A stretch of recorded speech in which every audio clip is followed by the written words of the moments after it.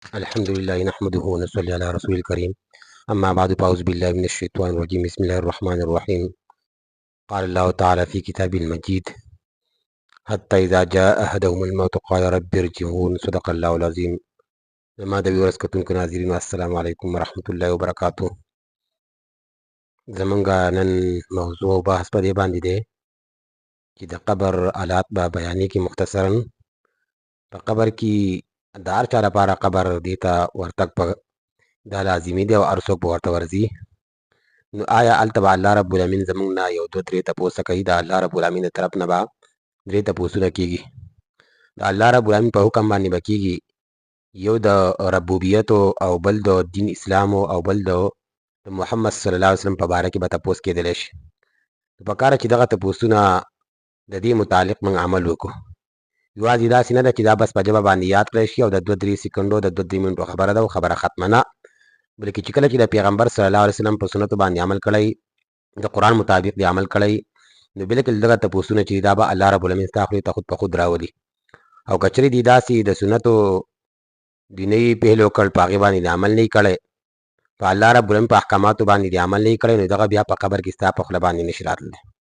نو ما نوجوانانو ته ټولو ته خپل ځان ته دا ټولو ته اول خپل ځان ته او بیا نوجوانانو ته چې هغوی ته دا خبره پکار ده چې یاره اکثر خلک ټیک ټاکران او کومه جنکۍ چې د هغو ټولو ته دا پیغام دی چې یاره د دغې ګندګۍ ویډیو نه او د دې نه بلکل ځان وساتي په ټیک ټاکرانو باندې چې هغوی خپل ځان مشهوروي. نو پکار ده چې دا ځان وساتي او دغه فاحشو خبرې او دغه فاحشو حالاتو او دغه رنګې بې پردګۍ حالاتو باندې دغه ټیک ټاک او دغه قصې پیسې کوي. نو پکار ده چې د دې نه ځان وساتي، ځکه چې الله رب العالمین په موږ باندې مرګ راولي او چې کله مرګ راغی نو الله رب العالمین ته به موږ څه کوو؟ جواب ورکوو.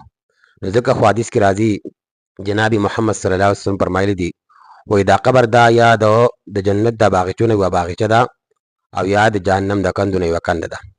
نو دا کوشش کول پکار چې یاره موږ خپل قبر د جنت د باغچو نه باغچه جوړه کړو، د جهنم د کندو نه کنده جوړه نه کړو.